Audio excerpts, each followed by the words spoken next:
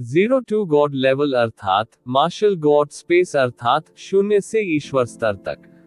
अध्याय 3716 से 3720। नमस्कार, आप कहानी में खो जाएं उससे पहले चैनल को सब्सक्राइब करें और नोटिफिकेशन ऑन करें। धन्यवाद। मार्शल गॉड स्पेस अध्याय 3716। येजिविन का शरीर थोड़ा हिल गया और वह 3 सिर और 6 भुजाओं वाले अवतार में बदल गया।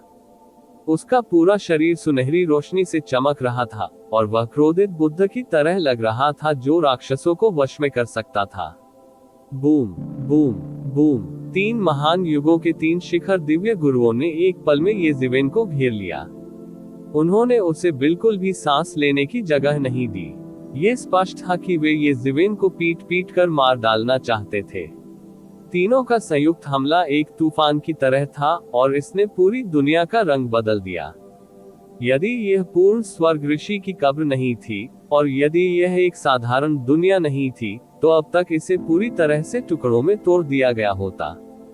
इन पीक हेवनली मास्टर्स के हमले आकस्मिक रूप से कानूनों की शक्ति को आकर्षित कर सकते हैं। स्वर्ग और पृथ्वी, वे कानूनों के नियंत्रण के लिए लड़ने में पहले से ही बहुत कुशल थे, लेकिन दुनिया इस तरह की पीड़ा का सामना नहीं कर सकती थी।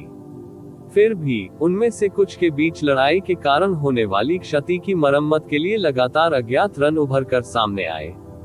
हालांकि आकाश में अभी भी दरारों की परतें थीं, जो उनमें से कुछ के बीच लड़ाई के कारण हुई थी। 3 पीक हेवनली मास्टर्स को और भी अधिक हैरान करने वाली बात यह थी कि 3 पीक हेवनली मास्टर्स के संयुक्त हमले का सामना करने के बाद भी येजिविन बदल गए थे 3 सिर और 6 भुजाओं में, और उसने वास्तव में उन्हें अवरुद्ध कर दिया। मूल रूप से 3 सिर और 6 भुजाओं वाला अवतार कोई महान जादुई शक्ति नहीं था। जब तक वे चाहते हजारों हाथों में बंट जाते।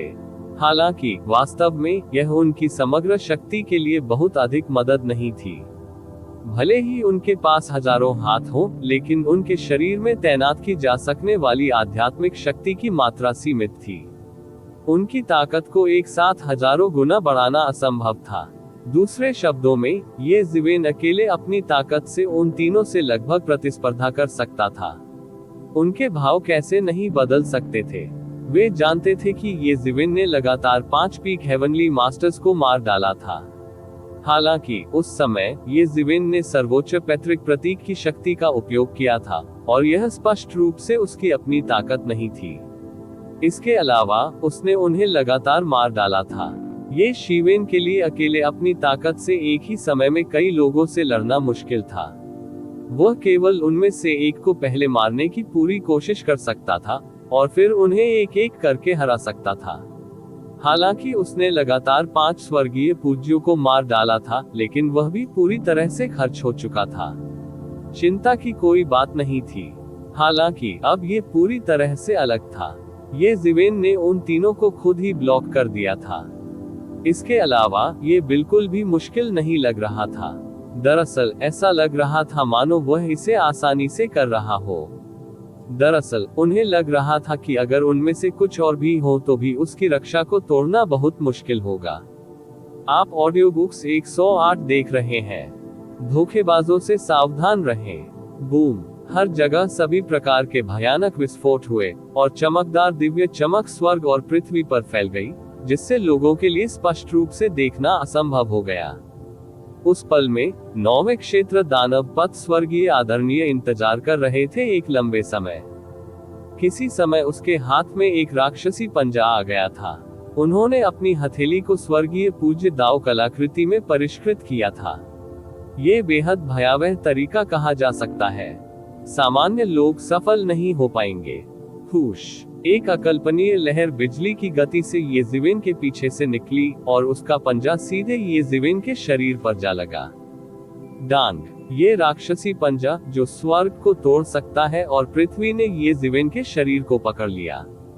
जैसे ही दानव पथ के स्वर्गीय भिक्षु ने सोचा कि येजिविन को टुकड़े टुकड़े कर दिया जाएगा, उसे पता चला कि उसका हमला जारी नहीं रह सकता और येजिविन की रक्षा को तोड़ नहीं सकता। ये कैसे संभव है? दानव पथ के स्वर्गीय भिक्षु को विश्वास नहीं हो रहा था। ये हालांकि वह सर्वोच्च स्वर्गीय पूज्य नहीं था, फिर भी वह इससे दूर नहीं था। यहाँ तक कि एक शीर्षस्थ स्वर्गीय पूज्य भी उसके हमले को इतनी लापरवाही से लेने की हिम्मत नहीं करेगा। उसने उसे बिल्कुल भी गंभीरता से नहीं लिया। 3 शीर्ष स्वर्गीय पूज्य भी अविश्वास में थे। आखिरकार ये जीवेन की खामी वास्तव में उनके संयुक्त प्रयासों से पैदा हुई थी। उन्होंने मूल रूप से सोचा था कि वे ये जीवेन को एक दोष प्रकट करवा सकते हैं और अन्य 2 स्वर्गीय पूज्यों को इसका लाभ उठाने की अनुमति दे सकते हैं। हालांकि उन्होंने पहले एक दूसरे के साथ संवाद नहीं किया था, लेकिन उनके लिए इसे समझना मुश्किल नहीं था। युद्ध कठिन अनुभव, केवल इस स्तर का हमला। क्या आप मुझे गुदगुदी करने की कोशिश कर रहे हैं?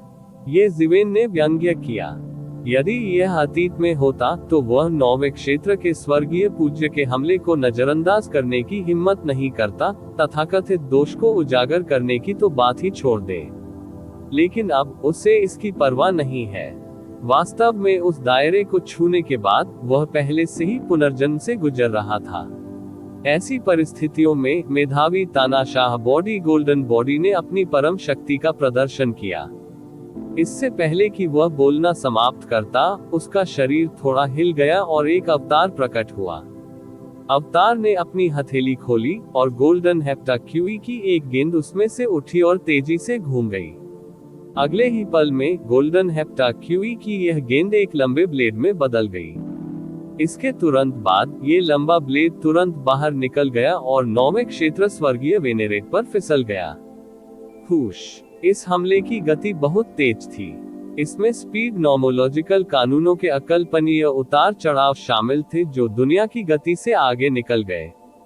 इसे स्पीड नॉमोलॉजिकल कानूनों और यहाँ तक कि टाइम नॉमोलॉजिकल कानूनों द्वारा संवर्धित किया गया था।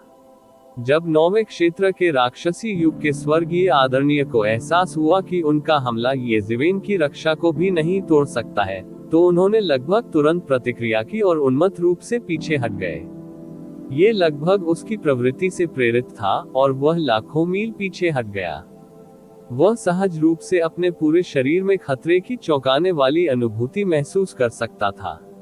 हालांकि वह अभी भी समय पर ऐसा नहीं कर सका। गति के मामले में केवल मिडिल हेवनली वेनेरेट्स ही उसकी बराबरी कर सकते थे। इस क्षेत्र में दानव आदरणीय ल्यूहू और अन्य भी उसे चुनौती देने के योग्य नहीं थे।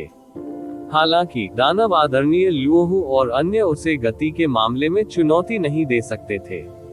गति के शिखर पर पहुंच चुके एक मध्य स्वर्गीय भिक्षु से निपटने के लिए उनके पास अपने स्वयं के तरीके थे। शैतान युग के दिव्य भगवान को सीधे काट दिया गया था और उनका शरीर टुकड़े टुकड़े हो गया था। खून के छींटे पड़े और हड्डियों के टुकड़े उड़ गए। उनकी मौलिक आत्मा का विस्फोट नहीं हुआ, बल्कि उनकी मौलिक आत्मा प्रकट हुई। उनकी आदिम आत्मा के माथे में एक लंबा ब्लेड था। अंतहीन गेंग मेटल क्यूई बेतहाशा बह गया, जिससे उसकी आदिम भावना नष्ट हो गई। कुछ ही समय में ये गेंग मेटल पैट्रिक क्यूई द्वारा पूरी तरह से नष्ट हो गया था। भले ही यह एक स्वर्गीय पूज्य था, उसकी आत्मा को शाश्वत नहीं माना जा सकता था। इससे निपटने का हमेशा एक तरीका होता था। बात सिर्फ इतनी थी कि आत्मा आमतौर पर भौतिक शरीर में छिपी होती थी। भौतिक शरीर को नष्ट किए बिना शरीर में छिपी आत्मा से निपटना असंभव था। यह मौलिक रहस्य था जिसने एक दिव्य गुरु को मारना बहुत मुश्किल बना दिया था। हालांकि दुर्भाग्य से ये जीवेन के पास एक पल में उनके शरीर को काटने की भयानक क्षमता थी। वह एक पल में उनकी आत्माओं को भी मार सकता था। उसके भौतिक शरीर को लगभग तुरंत ही एक बड़े हाथ से पकड़ लिया गया और ये शिवेन की आंतरिक दुनिया में खींच लिया गया। वहां 4 बच्चे हैं, ये जीवेन ने अपने चेहरे पर शांत भाव से कहा। जिस अवतार को उसने अभी अभी रूपांतरित किया था, वह भी उसके शरीर में समा गया। यदि भीड़ को पहले से अधिक महसूस नहीं हुआ था, तो वे मदद नहीं कर सकते थे, लेकिन ये शिवेन को एक एक करके गिनते हुए सुनने के बाद उनके रोंगटे खड़े हो गए। कौन नहीं जानता था गिनती कैसे करे। हालांकि हर बार जब वह उल्टी गिनती करता था, तो इसमें एक जान चली जाती थी। इस तरह की उल्टी गिनती वास्तव में भयानक थी। मुख्य बात ये जीवेन का आकस्मिक तरीका था, जैसे कि उसने बस लापरवाही से एक संख्या कह दी हो। 8वां क्षेत्र भूत युग स्वर्गीय आदरणीय। इतना डरा हुआ था कि उसने कोई कदम उठाने की हिम्मत नहीं की। क्या मजाक है, वह कैसे खेल सकता है? मारपीट के आदान प्रदान का क्या हुआ? हजारों चालों के आदान प्रदान का क्या हुआ? केवल एक चाल में एक राक्षसी युग का स्वर्गीय पूज्य, जो उससे कहीं अधिक शक्तिशाली था, तुरंत मारा गया। उनके प्रकट होने के बाद से 3 उच्च स्तरीय स्वर्गीय पूज्यों की मृत्यु हो गई थी। जिस गति से उनकी मृत्यु हुई वह भी भयावह तेज थी। उनमें से प्रत्येक को एक ही चाल में मार दिया गया था।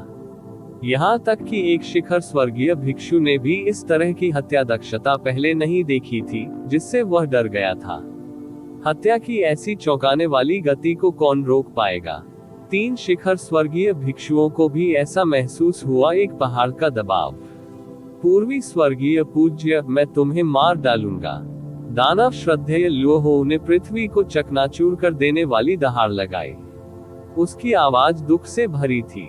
ये जिवेन ने अपने सामने 1 और 9वें क्षेत्र के स्वर्गीय पूज्य को मार डाला था। ये राक्षसी के सच्चे स्तंभ थे। भले ही राक्षसी युग के सभी सम्राट लॉर्ड्स मर गए, वे इन स्वर्गीय पूज्यों जितने महत्वपूर्ण नहीं होंगे। हा हा हा, शाबाश, खांसी खांसी। मध्य स्वर्गीय पूज्य की आवाज सुनाई दी। हालांकि उसने अभी बोलना समाप्त ही किया था कि उसने मुंह से खून का घूंट उगल दिया। फिर वह उग्र दानव वेनेरेट लोहो द्वारा मारा गया था। उसे लाखों मील तक उड़ान भरते हुए भेजा गया और उसका चेहरा और भी पीला पड़ गया। हालांकि उसकी आंखें और भी अधिक प्रबल लड़ाई की भावना और जीने की इच्छा से जल उठी। पहले उसने सोचा था कि उसे कोई आशा नहीं है। हालांकि एक ही चाल में 3 स्वर्गीय पूज्यों को मारने में ये जिवेन की चौंकाने वाली दक्षता ने अंतहीन विचारों को जन्म दिया। शायद इस बार जीवित रहना केवल इच्छाधारी सोच नहीं थी। उनका जीवन स्रोत और भी अधिक शानदार ढंग से जल गया और उनकी ताकत थोड़ी और बढ़ गई। ये जहर से प्यास बुझाने से अलग नहीं था। हालांकि वह ये भी जानता था कि इससे बेहतर कोई रास्ता नहीं है। अगर वह ये जिवेन के आने तक कायम रहता तो आशा होती, नहीं तो वह मर जाएगा। इसलिए इस समय चिंता की कोई बात नहीं थी। मुझे मारना ही पड़ेगा। ये जिवेन उपहास करने के अलावा कुछ नहीं कर सकी। मैं सबसे पहले आपके राक्षसी युग के 1 और स्वर्गीय पूज्य को मार डालूंगा। आपका राक्षसी युग इस मामले में सबसे अधिक सक्रिय है। आप ऊपर नीचे कूद रहे हैं। क्या आप वास्तव में सोचते हैं कि मार्शल युग के सभी लोग मर चुके हैं? मैं आपको अभी बताऊंगा कि आपकी इच्छाधारी सोच के लिए आपको एक कीमत चुकानी पड़ेगी। ये जिवेन ने बोलना समाप्त ही किया था कि उसने 3 हेड्स और 6 आर्म्स मैजिक एबिलिटी का उपयोग करना बंद कर दिया। उसने अपनी भुजाएं फैला दी और उसके शरीर से असीम जादुई शक्ति फूट पड़ी। उसकी 5 उंगलियां मुट्ठी में बंध गईं और एक सुनहरे ड्रैगन में बदल गईं, जो तुरंत राक्षसी युग के चरम स्वर्गीय पूज्य की ओर बढ़ गया। प्रतिवेदन मार्शल गॉड स्पेस अध्याय 3717। ये जिवेन का पूरा शरीर चमक रहा था, जिससे शून्यता विकृत हो रही थी। 3000 मार्शल पथ की चमक प्रचंड चमक बिखेर रही थी। ये चमक एक भयानक आभा क्षेत्र में बदल गई। ओह, उसकी आकृति टिमटिमा गई और जब वह फिर से प्रकट हुआ तो वह पहले से ही शैतान युग के चरम स्वर्गीय मास्टर के सामने था। ये जिवेन पूरी तरह से बाहर जा रही थी। उसकी गति बहुत तेज थी। वह मध्य स्वर्गीय मास्टर से कमतर नहीं था, जो इस क्षेत्र में अजेय था। वह मध्य स्वर्गीय गुरु से भी अधिक अत्याचारी था। ये जिवेन की लड़ने की शैली थी। तेज तेज तेज। हालांकि ये जिवेन ने आमने सामने लड़ने के लिए पर्याप्त युद्ध शक्ति दिखाई थी, लेकिन उसने इतनी भयानक गति नहीं दिखाई थी। उसकी गति पहले ही समय के क्षेत्र में प्रवेश कर चुकी थी। ये बेहद भयानक था। उसने अपना सर्वश्रेष्ठ प्रयास किया। अनगिनत जादुई मंत्र उड़ गए। शैतान युग से संबंधित सभी प्रकार की जादुई शक्तियों और मार्शल आर्ट का उपयोग किया गया था। वे प्रचंड ज्वार की तरह ये जिवेन की ओर टूट पड़े। ये हमला करने के लिए नहीं था। ये सिर्फ ये जिवेन के हमले को रोकने के लिए था। पिछले आदान प्रदान से वह जानता था कि इस स्तर का हमला ये जिवेन को कुछ नहीं कर सकता। हालांकि ये जिवेन की अगली चाल ने उसे डर से पीला कर दिया। ये जिवेन ने अपने सभी हमलों को नष्ट करने के लिए केवल अत्यधिक गति का उपयोग किया। वह ये जिवेन की बढ़ती गति को बिल्कुल भी नहीं रोक सका। पहली बार उसे समझ में आया कि जब गति को चरम पर पहुंचाया जाता है तो वह कितनी भयानक हो सकती है। हालांकि दानव आदरणीय ल्यूहू और अन्य 2 मध्य स्वर्गीय मास्टर को घेर रहे थे, लेकिन उनका उससे कोई लेना देना नहीं था, इसलिए उनका उनसे सीधे सामना नहीं हुआ। अब जब उसने सीधे उनका सामना किया तो वह मदद नहीं कर सका, लेकिन भारी दबाव महसूस कर रहा था। इस सब का वर्णन करने में बहुत समय लगा, लेकिन ये सब सिर्फ एक पल में हुआ। Bang the peak heavenly master of the devil era ने कहा, एक दबी हुई कराह। उनके पूरे शरीर पर ये जिवेन ने प्रहार किया था, जो पूरी गति से पहुंच गया था। कोई कल्पना कर सकता है कि यह शक्ति कितनी भयानक थी। शैतान युग का चरम स्वर्गीय स्वामी भी चिल्लाया और गिर गया। खून की धुंध घूम गई। वह एक पल में गंभीर रूप से घायल हो गया।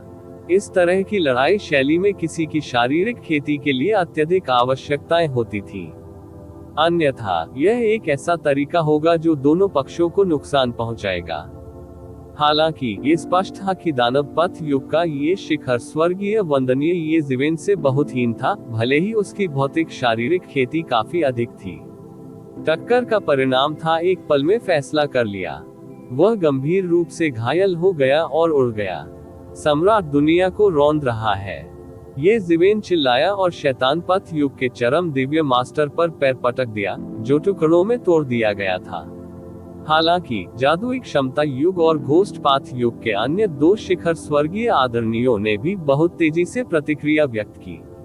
वे जानते थे कि वे ये जिवेन को उनका वध जारी नहीं रखने दे सकते, अन्यथा परिणाम अकल्पनीय होंगे। उन दोनों ने ये जिवेन पर बाएं और दाएं से हमला किया। घोस्ट पाथ युग और जादुई क्षमता युग की महान तकनीकें इस समय तुरंत उभर आई। उन्होंने सीधे अंतरिक्ष में प्रवेश किया और पूरे स्थान को अस्त व्यस्त कर दिया। वे दोनों मार्शल आर्ट अवतार के घेरे से मुक्त हो गए, जिसे ये जिवेन पहले अलग कर चुके थे, और सीधे ये जिवेन पर हमला कर दिया। ये जिवेन के पास रुकने के अलावा कोई विकल्प नहीं था। उनके शरीर से सुनहरी रोशनी निकली जिससे आकाश भर गया। हालांकि वह घबराए नहीं, उसने बस उपहास किया और कहा, चूंकि तुम पहले मरना चाहते हो तो मैं तुम्हारी इच्छा पूरी करूंगा। ओह, ये जिवेन जहां था वहां से गायब हो गया। उन दोनों के वार सीधे टकराए। वे ये जिवेन के साथ कुछ नहीं कर सके। जब ये जिवेन फिर से प्रकट हुआ तो वह पहले से ही घोस्ट पाथ एरा के पीक हेवनली वेनेरेट के सामने था। उसने फिर हमला किया। उसकी गति तुरंत प्रकाश की गति से अधिक हो गई और समय रेखा अस्त व्यस्त हो गई। उसकी मुट्ठी अंतरिक्ष में घुस गई, जिससे टाइमलाइन हिंसक रूप से हिल गई। बूम! हालांकि घोस्ट पाथ एरा का पीक हेवनली वेनेरेट पहले से ही तैयार था, उसके सभी बचाव तुरंत भेद दिए गए। ये बहुत तेज था, इतना तेज कि इसने हर चीज को प्रभावित किया। PFFT।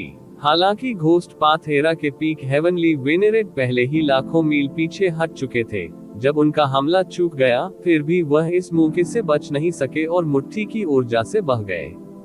उनका शरीर उल्का की तरह उड़ गया और उसने तुरंत मुंह से खून उगल दिया। उसकी आंखें चौड़ी हो गईं और उससे लगा जैसे उसका शरीर अलग हो गया है। उसके शरीर का एक भी हिस्सा ऐसा नहीं था जिसमें चोट न लगी हो। यहाँ तक कि ये जिवेन द्वारा निकाली गई मुट्ठी की ऊर्जा भी उसके पूरे शरीर में फैल गई थी और इसे बाहर निकालना बहुत मुश्किल था। बहुत तेज। द घोस्ट पाथ एरा के पीक हेवनली वेनेरेट को आखिरकार यह समझ में आ गया कि डेविल पाथ एरा का पीक हेवनली वेनेरेट इतना कमजोर क्यों था। एक और बचा है। जैसे ही ये जिवेन की आवाज गिरी, वह एक बार फिर आखिरी जादुई क्षमता वाले एरा के सामने आ गया। Peak heavenly venerate. जादुई क्षमता युग के पीक हेवनली वेनेरेट ने अचानक सैकड़ों जादुई क्षमता वाली रोशनी उत्सर्जित की, जिससे खुद को पूरी तरह से बचाया जा सके। उसे पहले ही एहसास हो गया था कि चीजें अच्छी नहीं लग रही हैं, लेकिन समस्या ये थी कि ये जिवेन ने उसे भागने और राहत की सांस लेने का कोई मौका नहीं दिया। आप ऑडियो बुक्स 108 देख रहे हैं। धोखेबाजों से सावधान रहें। ये जिवेन की गति बहुत तेज थी और वह दूसरी तरफ बिल्कुल भी नहीं रुका। केवल एक साधारण मौके से उसने दो महान स्वर्गीय पूज्यों को गंभीर रूप से घायल कर दिया। तो ये जिवेन की मौलिक ताकत थी। उन्होंने पहले जो कुछ भी देखा था वह वास्तव में एक गलती थी। हालांकि ये स्पष्ट था कि उनके और उनके बीच कोई अंतर नहीं होगा। अन्य दो, क्योंकि ये जिवेन की ताकत स्पष्ट रूप से उनसे एक स्तर आगे निकल गई थी। उसने पहले ही उस पौराणिक क्षेत्र को छू लिया था। बूम! ये जिवेन ने जादुई क्षमता युग की पीक हेवनली वेनेरेट की रक्षा को भेदने के लिए एक सरल पंच का भी उपयोग किया। ये जिवेन के पूर्ण आक्रमण के सामने उसके सभी बचाव नमकीन पानी में डूबे टोफू की तरह थे। वे बिल्कुल भी मेल नहीं खा रहे थे। ये जिवेन ने पहले ही 7वीं धातु पैतृक QE को अपने शरीर में पूरी तरह से एकीकृत कर लिया था। ये कहा जा सकता है कि वह अपराध और बचाव दोनों में बहुत अत्याचारी था। विशेष रूप से अपराध के मामले में ये और भी अधिक सफल था। यही कारण है कि एक साधारण सीधे मुक्के में इतनी बड़ी शक्ति हो सकती है। यह एक स्वर्गीय पूजनीय दाव कलाकृति की शक्ति के बराबर था। पफ! अगले ही पल शिखर स्वर्गीय पूज्य जहां वह था वहां से गायब हो गया। जब वह पुनः प्रकट हुआ तो वह पहले से ही लाखों मील दूर था। हालांकि वह बहुत दूर नहीं गया, फिर भी वह ये जिवेन के घातक प्रहार से बचने में कामयाब रहा। यह एक दिव्य क्षमता थी जिसके लिए उसने साइन अप किया था। इस घातक आघात से बचने के लिए उसने अपना रक्तसार जला दिया था। हालांकि ये स्पष्ट था कि इस कदम की कीमत बहुत अधिक थी। हालांकि वह अपनी जान बचाकर भागने में कामयाब हो गया था, लेकिन उसका चेहरा पीला पड़ गया था। रक्तसार का वह कौर कुछ ऐसा था जिसे उसने हजारों वर्षों से विकसित किया था। ये हृदय का सबसे कीमती रक्त था, इसलिए वह इस कदम का उपयोग लापरवाही से नहीं करेगा। यदि उन्होंने इसका उपयोग किया तो उनकी जीवन शक्ति को बहुत नुकसान होगा। हालांकि उनके पास कोई अन्य विकल्प नहीं था। अगर उसने ऐसा नहीं किया तो उसे डर था कि वह सचमुच ये जिवेन के हाथों मर जाएगा। ये जिवेन की सामान्य भयंकर स्थिति को देखते हुए ऐसा होना असंभव नहीं था। इस सब का वर्णन करने में बहुत समय लग गया, लेकिन वास्तव में इसमें केवल कुछ ही सांसें लगी। 3 महान स्वर्गीय पूज्य जो मूल रूप से ये जिवेन को घेर रहे थे, पहले से ही गंभीर रूप से घायल हो गए थे। ये कैसे संभव है? इस समय ये जिवेन ने जो आक्रमण शक्ति प्रदर्शित की वह चौंकाने वाली थी। ये जिवेन एक चरम स्वर्गीय आदरणीय था जिसके बारे में वह केवल सपना देख सकता था। प्रत्येक स्वर्गीय पूज्य को 9वें क्षेत्र में खेती करने की आशा नहीं थी। सर्वश्रेष्ठ में से एक बनने और सर्वोच्च स्वर्गीय पूज्य बनने की तो बात ही छोड़ दे। हालांकि भले ही वह सर्वोच्च स्वर्गीय पूज्य बन गया हो, वह ये जिवेन के सामने एक चाल में गंभीर रूप से घायल हो जाएगा। उस तरह की भयानक हमले की शक्ति बस अमानवीय थी। इसके अलावा वह देख सकता था कि ये जिवेन ने अभी तक 9वें में कदम नहीं रखा है क्षेत्र, क्योंकि उसके पास एक सच्चे 9वें क्षेत्र के कृषक की कुछ विशेषताएं नहीं थी। ठीक उसी की तरह वह भी केवल 8वें लोक में था। हालांकि दोनों के बीच जमीन आसमान का अंतर था। वे बस एक ही दायरे में नहीं लग रहे थे। ये भी पहली बार था जब उसे एहसास हुआ कि 8वां क्षेत्र भी इतना अत्याचारी हो सकता है। यहाँ तक कि हेवन टेलिस्मैन इम्मोर्टल भी अवाक रह गया था। पहले ये जिवेन ने कहा था कि जब तक वह यहाँ है कोई नहीं मरेगा। उसने केवल यही सोचा था कि वह उन्हें बचा सकता है। उनके लिए सुरक्षित बच निकलना पहले से ही बहुत मुश्किल था। हालांकि अब ऐसा लग रहा था कि ये जिवेन का इरादा स्पष्ट रूप से उन्हें बच निकलने देने का नहीं था। वे नहीं मरेंगे। इसके बजाय उसका इरादा 3 महान प्राचीन युगों के सभी विशेषज्ञों को मारने का था। इस तरह वे मरेंगे नहीं। हालांकि परिणाम वही था, पूरी प्रक्रिया वास्तव में पूरी तरह से अलग थी। इसे एक ही अवधारणा के रूप में बिल्कुल भी नहीं माना जा सकता है। हेवन टेलिस्मैन इम्मोर्टल का तो जिक्र ही नहीं, यहाँ तक कि दानव आदरणीय लुओहू और अन्य 2 भी पूरी तरह से अवाक रह गए थे। यह उल्लेख करने की आवश्यकता नहीं है कि उन्हें ये जिवेन को घेरने के लिए जितनी जल्दी हो सके मध्य स्वर्गीय पूज्य को मारना था। ये कहा जाना चाहिए कि उन्हें अपने लोगों के मरने से पहले मध्य स्वर्गीय पूज्य को मारना था, अन्यथा वे वास्तव में येज़िवेन को सभी स्वर्गीय पूज्यों का वध करने दे सकते थे। एक शिखर स्वर्गीय पूज्य को मारने या घायल करने की कीमत बहुत अधिक थी। यह इस युग की जीवन शक्ति को नुकसान पहुंचाने के स्तर तक भी बढ़ सकता है। लानत है। ये देखते हुए कि येज़िवेन फिर से हमला करने वाला था, इससे कोई फर्क नहीं पड़ता कि उसने 4 दिव्य मास्टर्स में से किस पर हमला किया, अंतिम परिणाम उनके लिए अस्वीकार्य होगा। दानव आदरणीय लुओ हो ने अब चेतन रूप से एक निर्णय लिया और सीधे येज़िवेन को मारने के लिए दौड़ पड़े। वैसे भी मध्य स्वर्गीय आदरणीय केवल एक सांस की दूरी पर था। जब तक वह मौत के मुंह में फंसा हुआ था, कोई समस्या नहीं होगी। हुश! अचानक मध्य स्वर्गीय पूज्य की छाया उसके सामने प्रकट हुई। मध्य स्वर्गीय पूज्य की आध्यात्मिक शक्ति जल रही थी और सुनहरे रक्त के निशान भी देखे जा सकते थे। यह उसके अत्यधिक उग्र हो जाने का परिणाम था। उसका शरीर इसे सहन नहीं कर सका और फटने लगा। हालांकि यह सर्वोच्च पैतृक प्रतीक जितना प्रभावशाली नहीं था, फिर भी यह एक बहुत ही भयानक चोट थी। यहाँ हालांकि मध्य स्वर्गीय आदरणीय ने येज़िवेन के साथ सहयोग नहीं किया, लेकिन वह स्वाभाविक रूप से समझ गए कि अगर उन्होंने उन्हें इस समय पारित करने की अनुमति दी तो इसके परिणाम क्या होंगे। प्रतिवेदन मार्शल गॉड स्पेस अध्याय 3718 स्थिति बिल्कुल उलट चुकी थी। पहले वे मध्य स्वर्गीय आदरणीयों को रोक रहे थे और उन्हें बाहर आने से रोक रहे थे। अब स्थिति बिल्कुल उलट चुकी थी। वह उन तीनों को रोकने वाला था। उन तीनों को हराना असंभव था, हालांकि उन्हें रोकना अभी भी संभव था। हालांकि उसे अधिक कीमत चुकानी होगी। उसे लगा कि यह अभी भी संभव है। दफा हो जाओ! दानव आदरणीय लोहो चिल्लाया। उसके हाथ की लंबी कृपाण पर्वत की भांति कटकर नीचे गिरी। कृपाण आभा हजारों मील पार कर गई। मध्य स्वर्गीय आदरणीय ने अपनी गति चरम तक बढ़ा दी।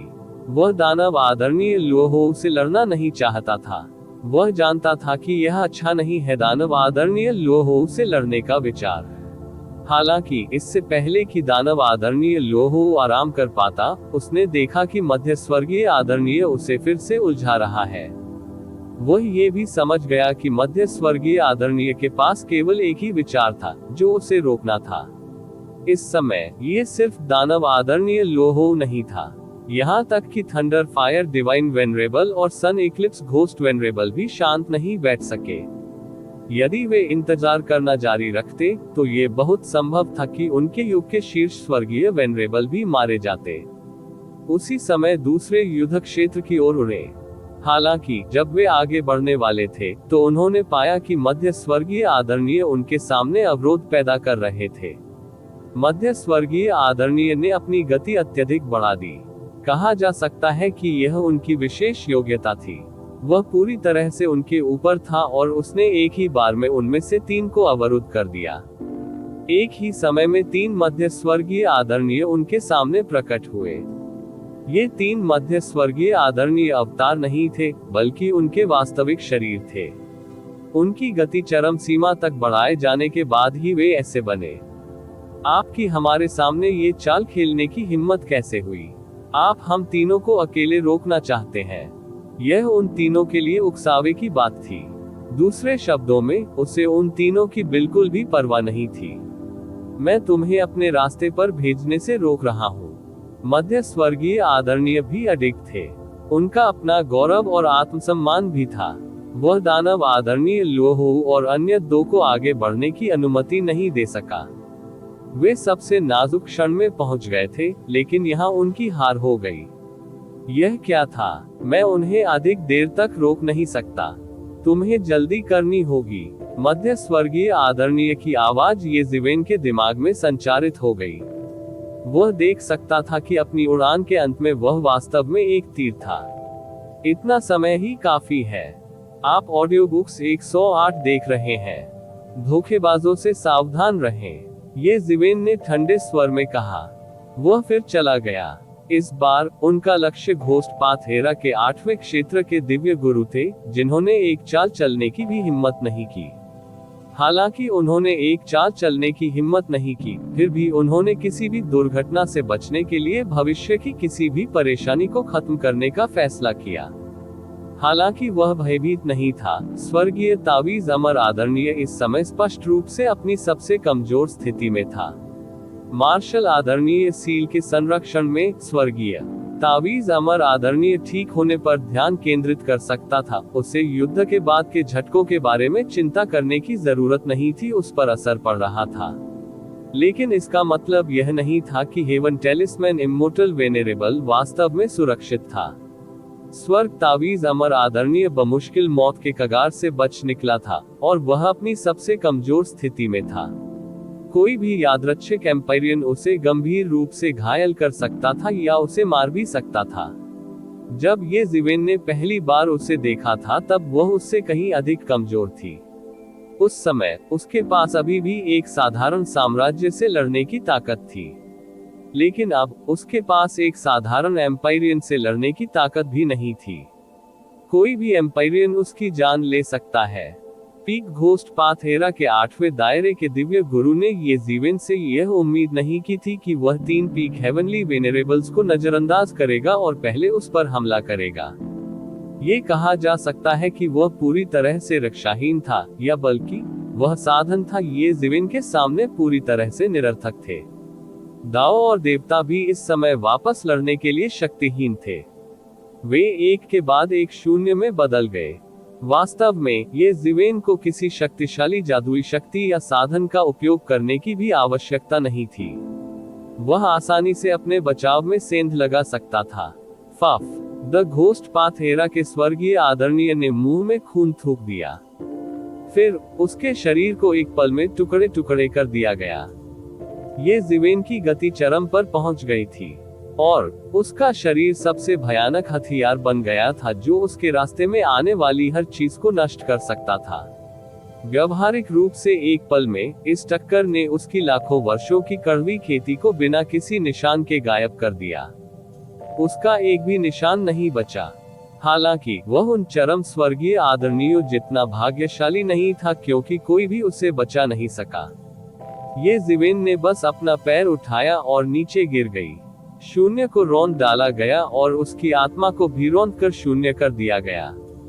उसके शरीर को भी ये जीवेन ने कुचल दिया और विश्व वृक्ष पर डाल दिया। ये जीवेन ने उपहास किया।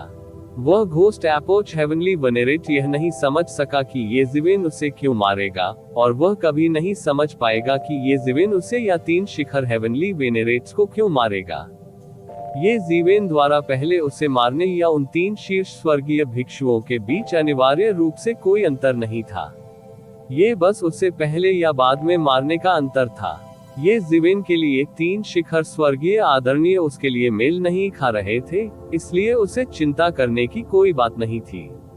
हालांकि समय का फायदा उठाते हुए ये जीवेन ने भूत को मार डाला। पाथ एरा के स्वर्गीय आदरणीय 3 शिखर स्वर्गीय आदरणीयों को अंततः अपनी सांस लेने और नग्न आंखों को दिखाई देने वाली गति से ठीक होने का मौका मिला। इन 3 शिखर स्वर्गीय आदरणीयों ने या तो अपनी गुप्त तकनीकों का उपयोग किया था या जीवन बचाने वाली दिव्य औषधि का उपयोग किया था, छिपा रहा था और आसानी से उपयोग नहीं करेगा। वे जानते थे कि यदि उन्होंने अभी इसका उपयोग नहीं किया तो उनके पास दूसरा मौका नहीं होगा। इस दुर्लभ अवसर का लाभ उठाते हुए उन्होंने अंततः इसका उपयोग किया। क्या आप सभी ठीक हो गए? लेकिन यह अभी भी बेकार है। अधिक से अधिक यह आपकी मृत्यु में देरी करेगा। ये जीवेन के शरीर पर जलने वाली जादुई शक्ति और भी तेज हो गई। उसके चारों ओर का शून्य विकृत हो गया और वह समय की नदी की छाया को भी धुंधला सा देख सका। उन्होंने पहले ही समय और स्थान के नियमों को समझ लिया था और उन्हें एक साथ जोड़ दिया था। इस दृष्टिकोण से वह पहले ही समय और स्थान के स्वर्गीय आदरणीयों से आगे निकल चुका था, जो उसका सबसे बड़ा दुश्मन था। एक भयानक आभा आकाश में उठी, जैसे ज्वार की लहरें उठ रही हो। मैं सबसे पहले आपसे शुरुआत करूंगा। ये जीवेन ने शैतान पथ युग के शिखर स्वर्गीय आदरणीय को देखा। अभी अभी दानव आदरणीय ल्यूहू ने कहा था कि वह उसे अवश्य मार डालेगा। ये जिवेन डेविल पाथ युग के इस शिखर स्वर्गीय आदरणीय से शुरुआत करना चाहते थे। वैसे भी वह पहले ही उनमें से कई को मार चुका था, इसलिए उसे इसकी परवाह नहीं थी। जैसे ही ये जिवेन की आवाज गिरी, उसकी आकृति पहले से ही डेविल पाथ युग के शिखर हेवनली वेनेरेबल के पीछे दिखाई दे चुकी थी। उसके हाथ में गेंग मेटल एंसेस्ट्रल क्यूई एक लंबे ब्लेड में तब्दील हो गया और नीचे गिर गया। इस सब का वर्णन करने में काफी समय लगा, लेकिन यह वास्तव में एक पल में हुआ। भयानक गति हर किसी की अपेक्षाओं से अधिक थी। शैतान पथ युग के शिखर स्वर्गीय आदरणीय ने वास्तव में प्रतिक्रिया व्यक्त की। हालांकि वह अभी भी ये जिवेन की तुलना में बहुत धीमा था, फिर भी उसमें वापस लड़ने की क्षमता थी। उसने एक लंबी दहाड़ निकाली और अपने शरीर की सारी जादुई शक्ति को एक भयानक प्रेत में बदल दिया। ये शैतान पथ युग की छाया थी जिसने उसे मजबूती से बंद कर दिया था। तुम मुझे मारना चाहते हो? यह इतना आसान नहीं होगा। शैतान पथ युग के शिखर स्वर्गीय आदरणीय थोड़ा गर्व महसूस कर रहे थे। गति में ये जिवेन से प्रतिस्पर्धा करना उसके लिए असंभव था। ये जिवेन के स्तर पर वह केवल अपनी गति से ही उन्हें हरा सकता था। जब तक वे भी उस क्षेत्र में कदम नहीं रख सकते, उनके साथ प्रतिस्पर्धा करने का कोई रास्ता नहीं था। हालांकि उन्होंने पहले से ही तैयारी कर ली थी। जब तक ये जिवेन ने हमला किया, वह तुरंत अपनी रक्षा करेगा। इस समय उसे अब उम्मीद नहीं थी कि वह ये जिवेन को हरा सकता है। उनकी सबसे बड़ी उम्मीद ये जिवेन को रोकना और दानव आदरणीय लुओहू और अन्य दो के लिए पर्याप्त समय खरीदना था। जब तक दानव आदरणीय लुओहू ने मध्य स्वर्गीय आदरणीय को मार डाला और दौड़ पड़े, परिणाम उनकी राय में तय किया जाएगा। हालांकि उन्होंने ऐसा नहीं किया। मुझे उम्मीद नहीं है कि जिस प्रेत को उसने अपनी पूरी ताकत और अपने शरीर की सारी जादुई शक्ति से बनाया था, वह ये जिवेन के ब्लेड से पूरी तरह से नष्ट हो जाएगा। पफ, उसकी तकनीक नष्ट हो गई थी। लगभग तुरंत ही उसने मुंह से खून उगल दिया और जोरदार प्रतिक्रिया का सामना करना पड़ा। ये कैसे हो सकता है? बोलने से पहले उसने देखा कि ये जिवेन का गेंग जिन लंबा ब्लेड लगभग निर्बाध था। इसने अंतरिक्ष को आधे में विभाजित कर दिया और जिस दिशा में स्थानिक दरार फैल रही थी वह भी उसकी दिशा में थी। पफ, वह वापस लड़ने में लगभग असमर्थ था। उसका ब्लेड नष्ट हो गया। वह ये जिवेन के ब्लेड को बिल्कुल भी नहीं रोक सका। आहा, शैतान पथ युग के शिखर स्वर्गीय आदरणीय लगातार चिल्लाते रहे। उनकी आत्मा गेंग जिन पैट्रिक क्यूई द्वारा प्रज्वलित थी। आकाश सुनहरे रक्त से जल रहा था और वह तुरंत शून्य में बदल गया। उसके भौतिक शरीर को भी ये जिवेन ने पकड़ लिया था। दहाड़, एक उग्र दहाड़ सुनाई दी। दानव आदरणीय लुओहू के अलावा और कौन हो सकता है? पहले वह चाहता था शैतान पथ युग से स्वर्गीय आदरणीय शिखर की रक्षा करे। हालांकि तथ्य ये था कि उसे मध्य स्वर्गीय आदरणीय द्वारा रोक दिया गया था। हालांकि ऐसा नहीं था कि उसने कोई प्रगति नहीं की, लेकिन वह स्पष्ट रूप से ये जिवेन की हत्या की गति को बरकरार नहीं रख सका। केवल एक सांस के समय में ये जिवेन ने एक शिखर स्वर्गीय आदरणीय को सफलतापूर्वक मार डाला था। भले ही उन्होंने इसे स्वीकार नहीं किया हो, कम से कम उन्हें इस तथ्य को पहचानना होगा कि वर्तमान ये जिवेन के पास भयानक ताकत थी जो उनसे कमतर नहीं थी। एक शिखर स्वर्गीय आदरणीय को मारना भी बहुत आसान था। यह उस युद्ध से कमतर नहीं था जब मध्य स्वर्गीय आदरणीय ने मून सिटी लॉर्ड को आसानी से दबा दिया था। वुजून, मैं निश्चित रूप से तुम्हें बिना दफन स्थान के मरवा दूंगा। ये जिवेन ने दानव आदरणीय लुओहू की दहाड़ सुनी। उसने बस उपहास किया और कहा, तुम मुझे मारना चाहते हो? पहले आओ ताकि मैं आपका फायदा न उठा सकूं। हालांकि आप एक बात भूल गए हैं, वो ये है कि आपकी सभी योजनाएं सच्ची पूर्ण शक्ति के सामने एक मजाक मात्र है। प्रतिवेदन मार्शल गॉड स्पेस अध्याय 3719। ये जिवेन के भयानक नरसंहार ने जादुई क्षमता युग और भूत दाव युग के शेष पीक हेवनली वनेरेबल्स को घबरा दिया। इस समय ये स्पष्ट था कि ये जिवेन पागल हो गया था। जो कोई भी उसके सामने खड़ा होता वह मर जाता। ऐसा रवैया उग्र और क्रोधित करने वाला था। ये जिवेन की हत्या का इरादा और भी अधिक उबल गया क्योंकि उसके पास इतनी ताकत थी। वह सिर्फ मध्य स्वर्गीय आदरणीय और वरिष्ठ स्वर्गीय तावीज अमर को बचाना नहीं चाहता था। उसका स्पष्ट इरादा उन सभी को मारने का था। दोनों पक्षों के बीच कैसा संतुलन, प्राचीन युग के प्रतिशोध की कैसी आशंका, इनमें से कोई भी उनकी नजर में मान्य नहीं था। उसके लिए ये बिल्कुल अनुचित और जबरदस्त था। फॉर्चून गॉड राजवंश को भड़काने की हिम्मत करना, फॉर्चून गॉड राजवंश के विशेषज्ञों को घेरने और मारने की हिम्मत करना मौत को दावत देना था। दूसरी ओर फॉर्चून गॉड राजवंश द्वारा मारा जाना वही था जिसके वे हकदार थे। और अब ये जीवेन लोगों को एक तरह का दे रहा था अतुलनीय रूप से प्रबल भावना का। हालांकि इस भावना ने उन्हें उदास और असहाय महसूस कराया, क्योंकि ये जीवेन बहुत मजबूत था, इतना मजबूत कि उनके लिए उसे मारने के बारे में सोचना भी मुश्किल था। ये भावना उस समय के समान थी जब फॉर्चून गॉड मोनार्क हेवन अभी भी जीवित था। उस समय फॉर्चून गॉड राजवंश वास्तविक शिखर था, जिसने कई प्राचीन युगों को दबा दिया और वास्तव में दुनिया पर शासन किया। यहाँ तक कि उन प्राचीन युगों को भी फॉर्चून गॉड मोनार्क हेवन के सामने अपना सिर झुकाना पड़ता था। वह बहुत मजबूत था, उसने अनगिनत युगों को चकाचौंध कर दिया था। वह जिसे चाहता उसे हरा सकता था और जिसने भी सामने आने का साहस किया उसे काट सकता था। ऐसा नहीं था कि प्राचीन युग नहीं थे जो शैतान दावयुग से अधिक शक्तिशाली थे, लेकिन वे सभी नष्ट हो गए थे। यह इस अंतहीन नरसंहार में था कि फॉर्चून हेवनली मोनार्क ने अपनी अद्वितीय प्रतिष्ठा स्थापित की थी, और फॉर्चून डिवाइन राजवंश ने आज उसके पास जो अद्वितीय शक्ति है। ऐसी अफवाह भी थी कि प्राचीन काल में शासक स्तर का कोई विशेषज्ञ होता था। वह फॉर्चून गॉड राजवंश के हमले से घबरा गया और सीधे फॉर्चून गॉड मोनार्क हेवन को खोजने चला गया।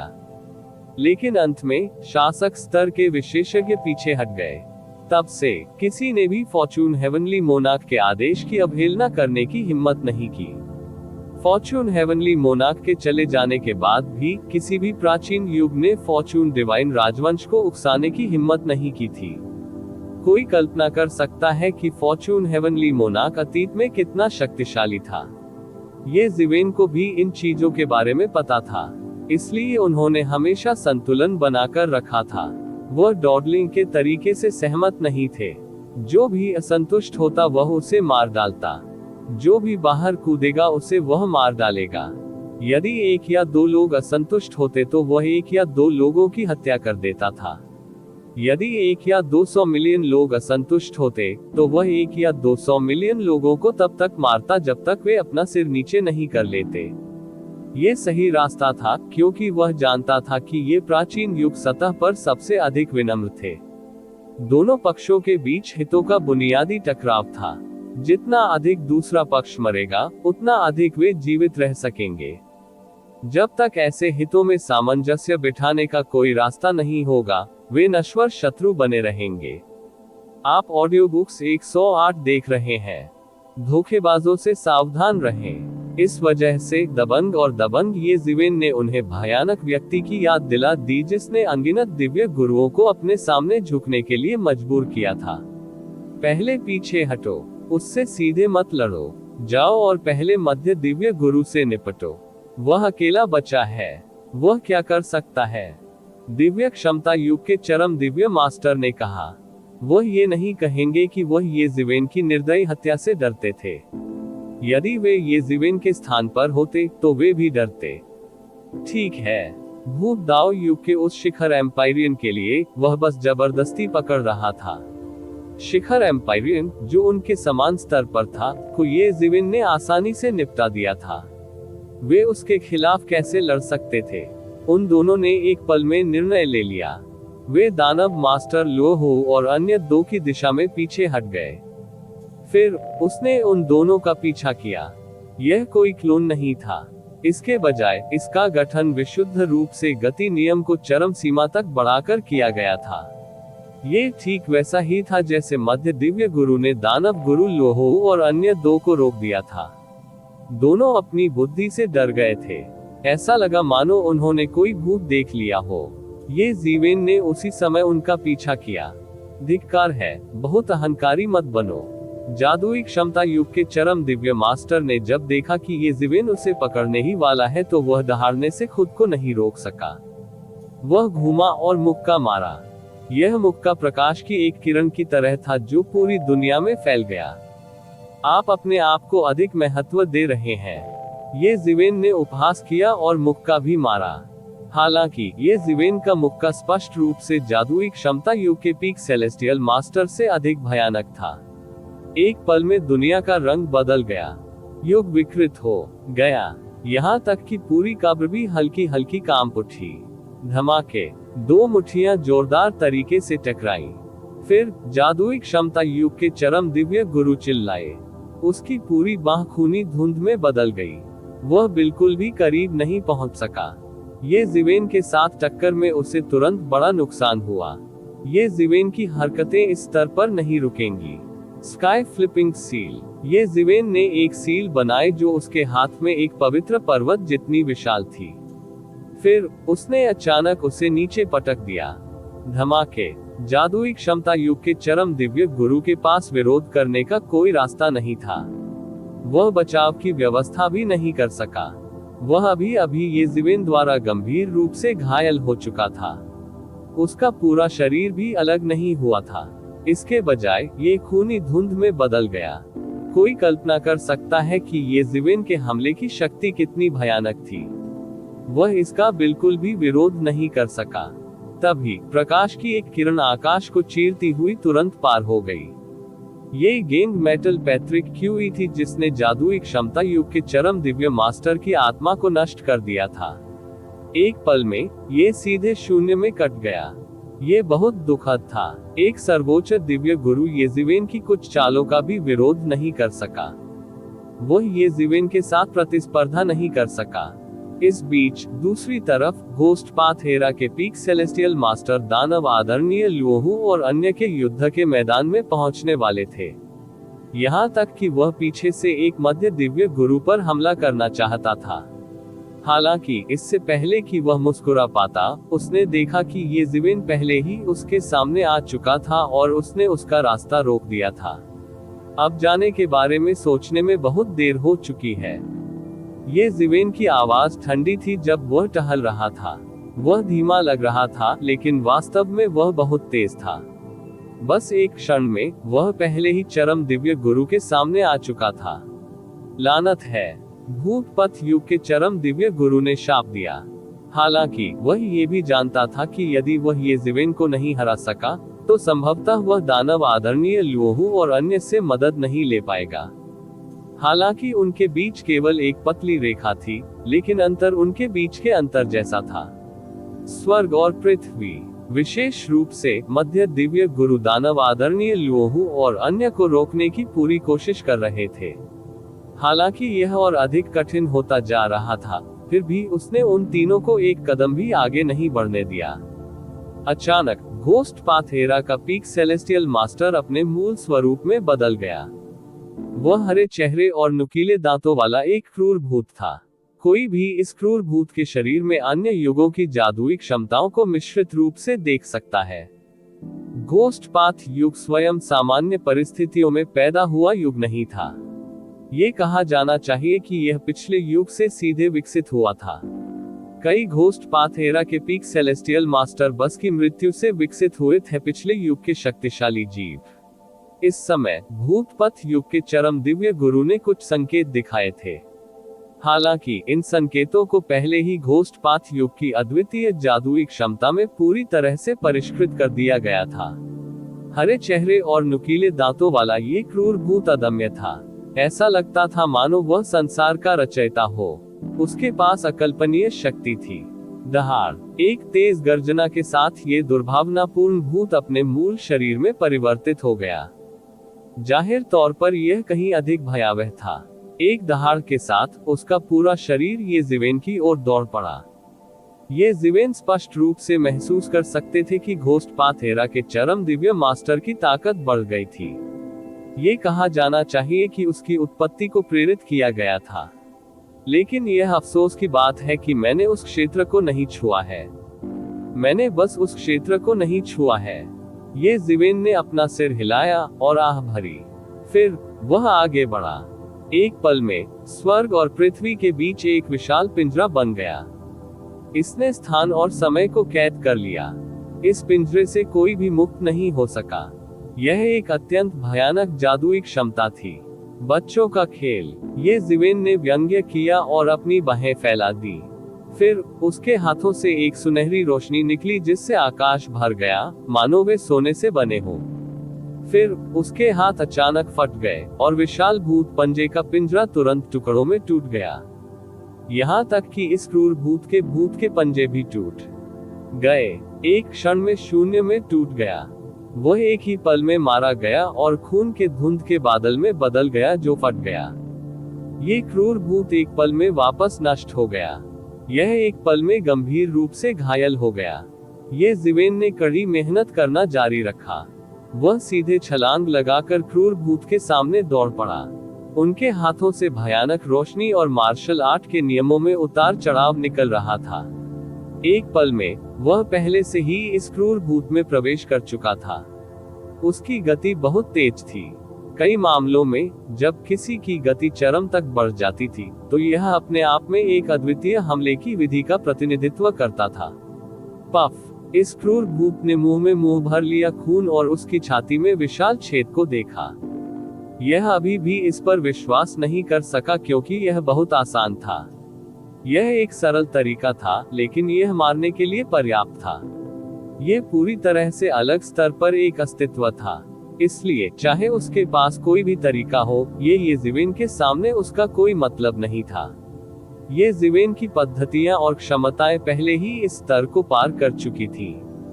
इससे पहले कि वह आगे सोच पाता, उसका पूरा शरीर सुनहरे प्रकाश के बादल में लिपटा हुआ था।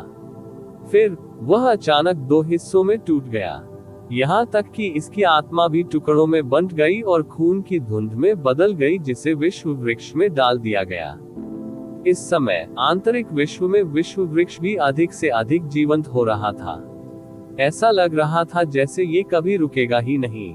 लकड़ी की ऊर्जा लगातार बाहर निकल रही थी। ये ज़िवेन की आंतरिक दुनिया का पोषण कर रही थी और एक ही समय में विश्व वृक्ष फल का पोषण कर रही थी। वह समय दूर नहीं था जब ये फिर से परिपक्व होगी। प्रतिवेदन मार्शल गॉड स्पेस अध्याय 3720। ये ज़िवेन ने बिजली की गति से शेष दो शिखर स्वर्गीय आदरणीयों का सफाया कर दिया। उन्होंने इसे लगभग सहजता से किया। हालांकि इसकी वजह ये भी थी कि दानव आदरणीय लुओ हो और अन्य दो महान गुरु पागल हो रहे थे। ये ज़िवेन द्वारा मारे गए लोगों में सबसे कमजोर सातवें क्षेत्र का एक उच्च स्तरीय स्वर्गीय मास्टर था। वे संपूर्ण युग का सार थे। इसलिए ये कहने की आवश्यकता नहीं है कि वे सर्वोच्च स्वर्गीय गुरु थे। विशेष रूप से राक्षसी युग ने 3 शिखर स्वर्गीय पूज्यों के साथ साथ अन्य उच्च स्तरीय स्वर्गीय पूज्यों को भी खो दिया था। यद्यपि शिखर के स्वर्गीय पूज्य जिन्हें उन्होंने पहले पाया था, वे राक्षसी युग के स्वर्गीय पूज्य नहीं थे। इसमें कोई संदेह नहीं था कि वे राक्षसी युग के प्रति पक्षपाती थे या उनके साथ किसी प्रकार की मित्रता थी। अन्यथा एक भी सर्वोच्च पैतृक प्रतीक उनके लिए अपनी जान जोखिम में कैसे डाल सकता है। आखिरकार फॉर्चून गॉड राजवंश अभी तक मरा नहीं था, लेकिन अब वे सभी ये ज़िवेन के हाथों मर गए। यह उनकी जीवटता के लिए बहुत बड़ा झटका था। यह उस समय से भी अधिक था जब उन्होंने मून सिटी पर हमला किया था। हालांकि उस समय कई राक्षसी युग के विशेषज्ञों की मृत्यु हो गई थी। करोड़ों की संख्या में मून सिटी एक दिव्य शहर था जो कई वर्षों से अस्तित्व में था।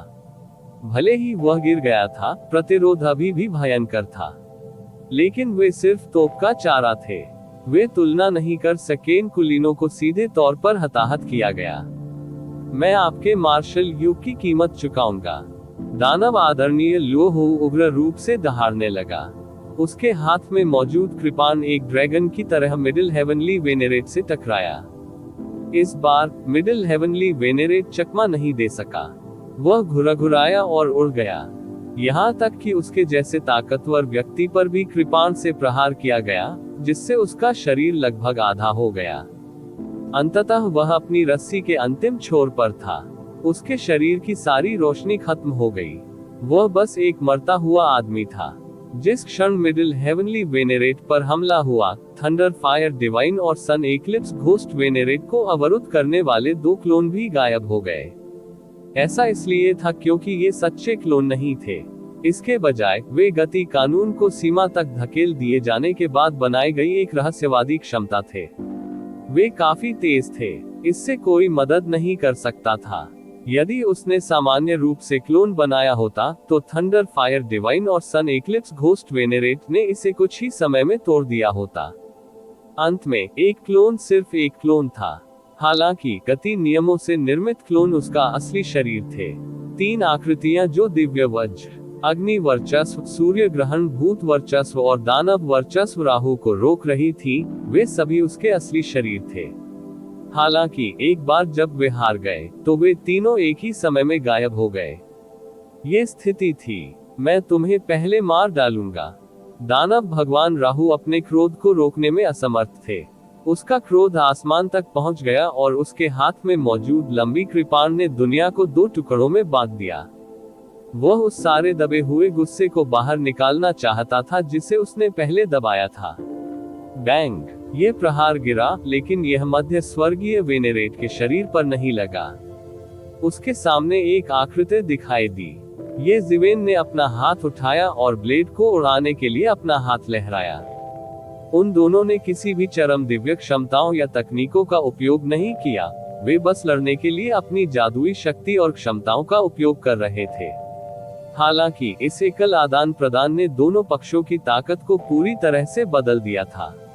एक बार की बात है, ये जिवेन केवल दानव आदरणीय लुओहू का सामना करते समय हारकर भाग सकते थे।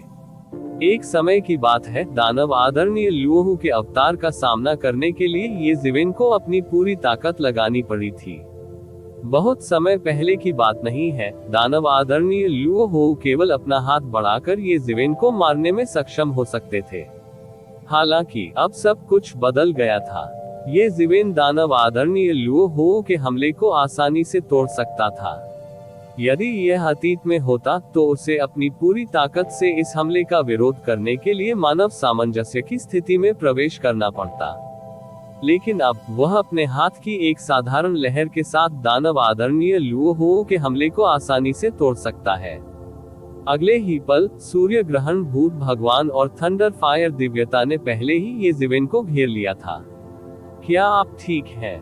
ये जिवेन ने अपने आसपास मौजूद 3 लोगों की परवाह नहीं की और मध्य स्वर्गीय पूज्य से पूछा, खांसी, आप ठीक समय पर आए। यदि आप देर से आते तो मैं मर जाता। हालांकि आपने मुझे निराश नहीं किया। हा। मध्य स्वर्गीय पूज्य खून खांसते हुए हंसे। हालांकि वह बेहद लापरवाह महसूस कर रहा था। ये जिवेन ने उसे अपने दिल में गुस्सा निकालने की अनुमति दी थी। वह एक प्रतिष्ठित मध्य स्वर्गीय पूज्य और फॉर्चून गॉड राजवंश में एक अजेय अस्तित्व थे। एक साथी डिप्टी लॉर्ड के रूप में वह कब ऐसी दयनीय स्थिति में था? यदि वह पहले गंभीर रूप से घायल नहीं हुआ होता तो वह इतनी दयनीय स्थिति में कैसे पहुंच सकता था? वास्तव में उसे लगभग मरने की स्थिति तक मजबूर कर दिया गया था। इस बार अगर ये जिवेन समय पर नहीं पहुंचे होते तो परिणाम अकल्पनीय होते। बस कुछ बेकार मुर्गियां और कुत्ते। ये जिवेन ने अपना हाथ लहराया और एक फायर फीनिक्स उसकी हथेली से निकलकर सीधे मिडिल हेवनली वेनेरेट के शरीर में जा घुसा। मिडिल हेवनली वेनेरेट के शरीर पर लगी चोटें तुरंत ही काफी बेहतर हो गई।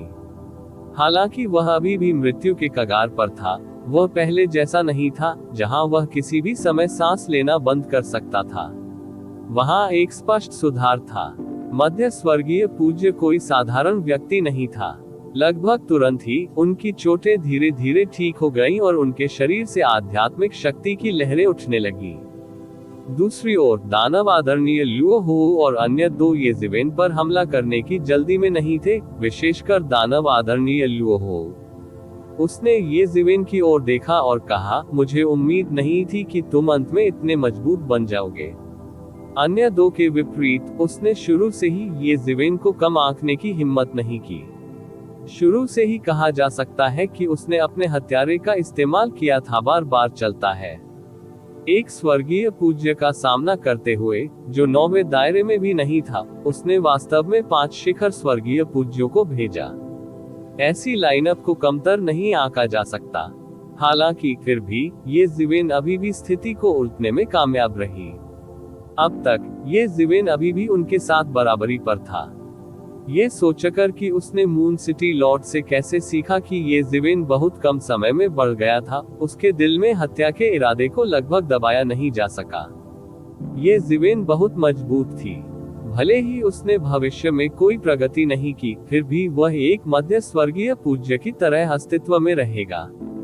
यदि वह एक कदम आगे बढ़ता, तो संभावना थी कि वह एक आधे कदम वाले संप्रभु का अस्तित्व होता। हालांकि ऐसे अस्तित्व की तुलना किसी संप्रभु स्तर के विशेषज्ञ से नहीं की जा सकती। ऐसे अस्तित्व को ऐसे युग में अजेय कहा जा सकता है जिसका कोई भी विरोध नहीं कर सकता, क्योंकि सभी युग संप्रभु स्तर के विशेषज्ञ को जन्म नहीं देंगे। कई प्राचीन युगों में, शुरुआत से लेकर अंत तक, यहाँ तक कि अपने सबसे गौरवशाली समय में भी, केवल आधा कदम वाला संप्रभु स्तर का विशेषज्ञ था। यदि ये ज़िवेन एक कदम आगे बढ़ता, तो कई युगों तक वह पहले से ही अंत में होता। ऐसा होता, ऐसे व्यक्ति के बारे में उच्च विचार करना अतिशयोक्ति नहीं होगी। यदि आपके डेविल पाथेरा ने मुझे मारने की बार बार कोशिश नहीं की होती, तो मुझे नहीं लगता कि मैं इतनी जल्दी सुधर पाता। ये ज़िवेन ने बेहोश होकर कहा। उन्होंने जो कहा वह सच था।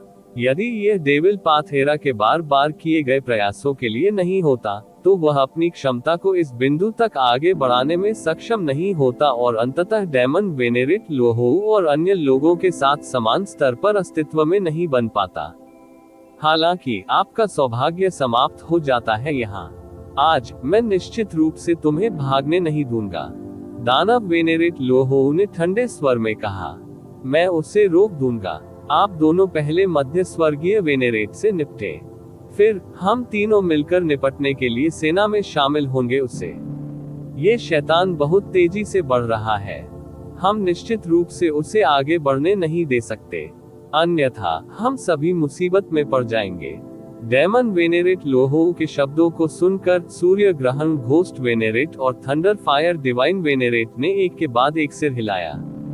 उनकी अभिव्यक्तियां गंभीर थी और असीमित हत्या के इरादे से भरी हुई थी। पहले उन्होंने सोचा था कि ये ज़िवेन को मारने के लिए डेमन वेनेरेट लोहोऊ का जबरदस्त प्रयास पूरी तरह से अनावश्यक था। अब उन्होंने ऐसा नहीं सोचा। ये ज़िवेन का वर्तमान प्रदर्शन पहले से ही काफी भयानक था। यदि उसे आगे बढ़ने दिया गया, तो वह अनिवार्य रूप से उनकी योजना के लिए एक बड़ा खतरा बन जाएगा।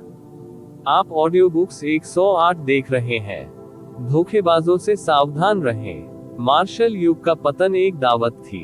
उन पुराने आधे चरण वाले संप्रभुओं के लिए यह इस बात से संबंधित था कि क्या उन्हें संप्रभु स्तर पर कदम रखने का अवसर मिलेगा। उनके लिए यह इस बात से भी संबंधित था कि क्या वे आगे बढ़ने और आधे चरण वाले संप्रभु बनने में सक्षम होंगे। ये भी बुनियादी कारण है कि हालांकि उन पुराने आधे कदम वाले संप्रभुओं द्वारा उन्हें यहाँ आने के लिए मजबूर किया गया था, फिर भी उन्होंने इतना प्रयास किया। ऐसा इसलिए था क्योंकि यह उनके युग के लिए फायदेमंद था और उनके लिए हानिकारक नहीं था। अब जब ये ज़िवेन ने उनका रास्ता रोकने की हिम्मत की, तो वह एक अस्तित्व था जिसे उन्हें मारना था।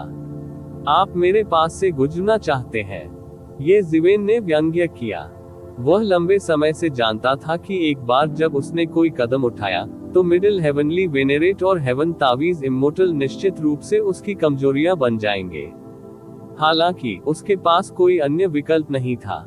वे तीनों साधारण शिखर स्वर्गीय पूज्य नहीं थे। वे ऐसे अस्तित्व थे जो उसी की तरह उस दायरे के संपर्क में आए थे। वे सामान्य शिखर स्वर्गीय पूज्यों की तुलना में कहीं अधिक भयानक थे।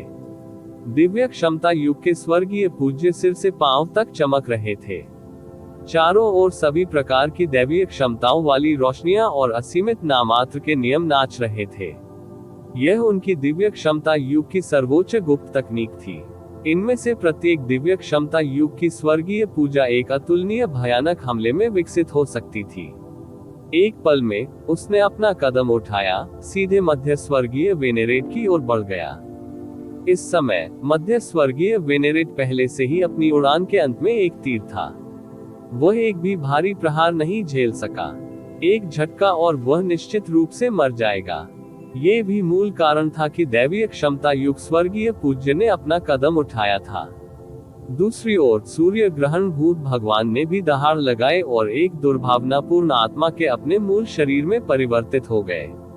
उसका शरीर किसी प्राचीन के समान विशाल था, पवित्र पर्वत। उसने अचानक अपना मुंह खोला और अंतहीन आध्यात्मिक ऊर्जा एक प्रचंड ज्वार की तरह उसके शरीर में उमड़ पड़ी। इसके तुरंत बाद उसका शरीर थोड़ा हिल गया और अचानक कुनपेन की तरह अपने पंख फैलाकर सीधे शून्य को तोड़ दिया। साथ ही वह मिडिल हेवनली वेनेरेट की दिशा में भी झपटा। ये ज़िवेन बस अपनी चाल चलने ही वाला था, लेकिन उसके सामने डेमन वेनेरेट लुओहो ने एक कदम आगे बढ़ाया।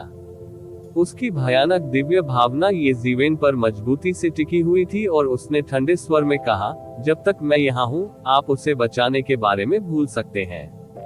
हालांकि दानव श्रद्धेय लुओहो की गति ये ज़िवेन और मध्य स्वर्गीय पूजनीय से कम थी।